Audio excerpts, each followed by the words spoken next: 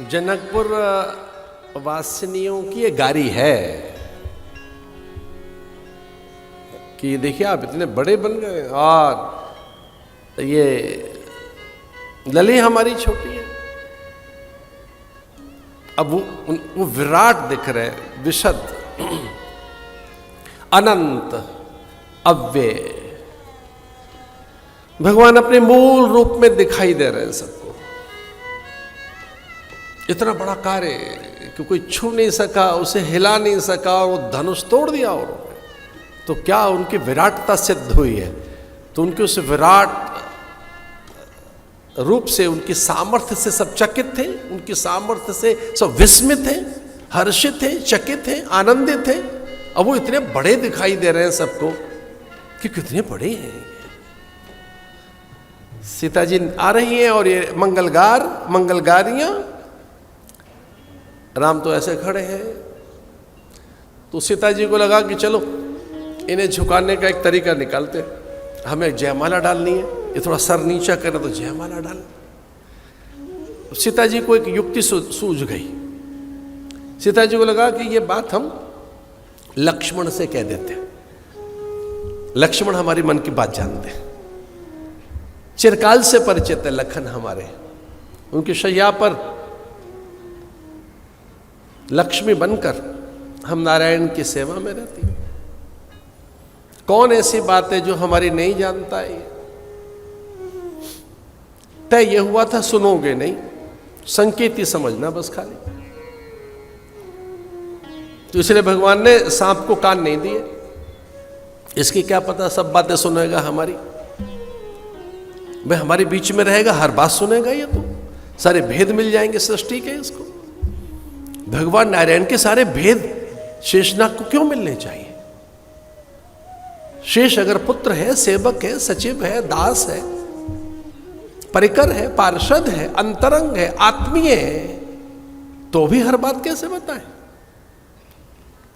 परिकर होने पर, पार्षद होने पर, नित्य सखा होने पर, अथवा सचिव होकर, या कि सेवक बनकर, या कि पुत्र बनकर, या कि भ्राता बनकर, या कि साधक बनकर, इतने रूप है ना लखन के। तो कि कभी साधक है, कभी सेवक है, कभी सचिव है, कभी अनुचर है, कभी लीला सहचर है। इसलिए नारायण ने कहा था भैया कान नहीं मिलेंगे आपको, हर बात सुनोगे नहीं तो हमारी, हम और लक्ष्मी जी क्या संवाद करेंगे ये नहीं सुनना। इसलिए सांप को कान नहीं दिए भगवान ने।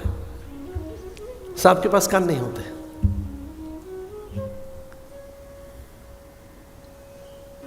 देखते रहो बस, संकेत देखते रहो हमारे। तो सीता जी ने लक्ष्मण को संकेत में कहा कि लखन समझ गए ना हम क्या चाहते हैं। तो लक्ष्मण ने आंखों में संकेत कर दिया, मैं सारे काम बना दूंगा, आप आइए, निकट आइए,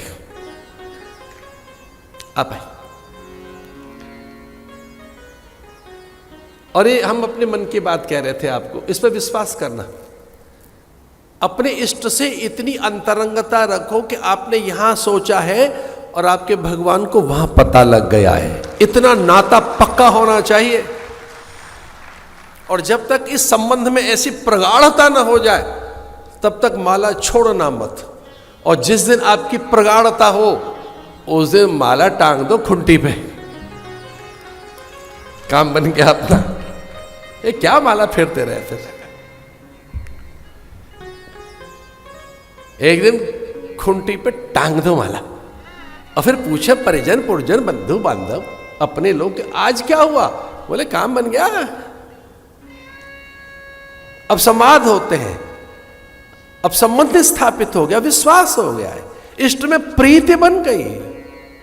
वो दूर तो है ही नहीं, वो तो यही है। इसी इष्ट से अंतरंगता हो जाती है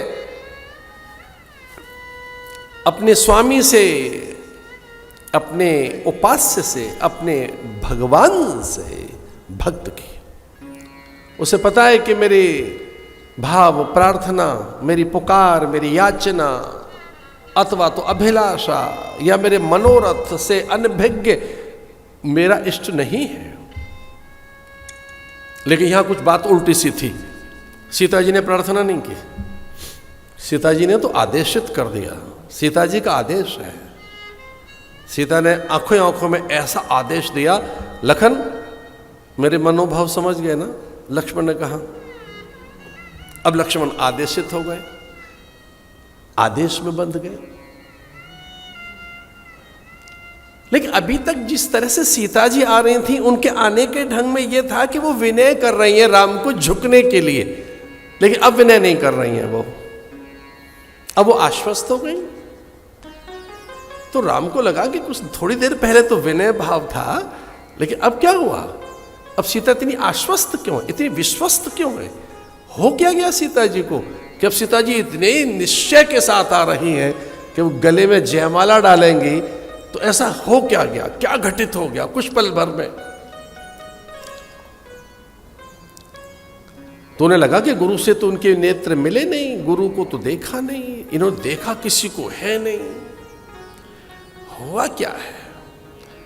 तो प्राय माताओं की कनखियां, माताओं का देखना ऐसा होता है कि अनदेखा सा हो जाता है। ये सारा देख लेती हैं और किसी को नहीं पता लगता कि इन्होंने कुछ देख भी लिया। बड़ा विस्तार है कथा में। तो सुंदर सी पाती गई थी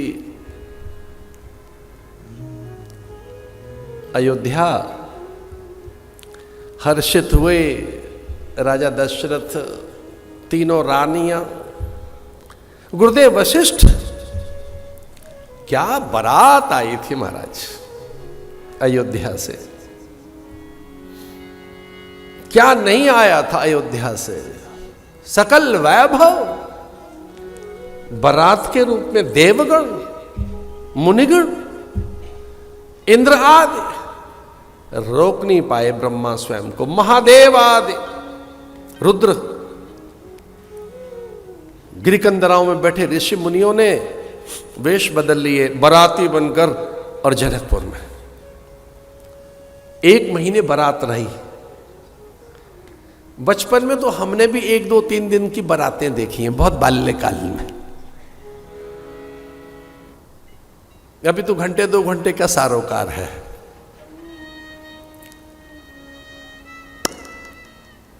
आप में से कई लोगों ने देखा है वो दृश्य।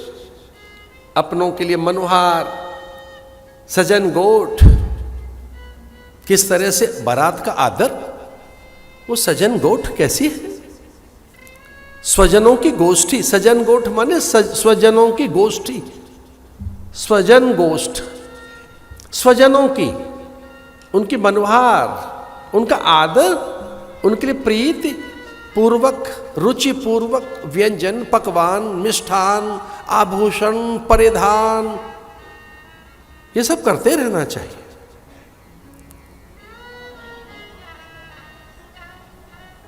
इसमें मानसिक कष्ट न हो, इसमें आर्थिक अनियमितता न हो जाए, अकारण ही किसी को कष्ट न दे। लेकिन हाँ, उत्सव, पर्व और परंपराएं, इन्हें जीवंत रखना, जागृत रखना। इन सारोकार और उत्सव, परंपराओं के कारण ही तो हमारी संस्कृति मृत्युंजयी है, कालजयी है। इसलिए तो हम भारत के प्राणी अनोखे हैं, अद्भुत हैं, अपने व्रत, उपवास, पर्व, परंपराओं के कारण। 1 मास की बारात, दशरथ, गुरुदेव वशिष्ठ और भूतनाथ महादेव और उनके संग उनके भी गण वेश बदलकर सभ्य बाराती बनकर आ गए। हमारे शब्दों पे ध्यान दिया आपने? सभ्य बाराती बनकर। बारात में सभ्यता रखनी चाहिए, वह बारात असभ्य न हो जाए। कई जगह की बारातें तो ऐसी होती थी, वहां चारपाई न टूटे तब तक बारात का पता ही नहीं लगता था। सभ्य बारात, शिष्टता, शालीनता, सद्गुण, विप्रगण, देवगण, मुनिगण, अद्भुत बारात।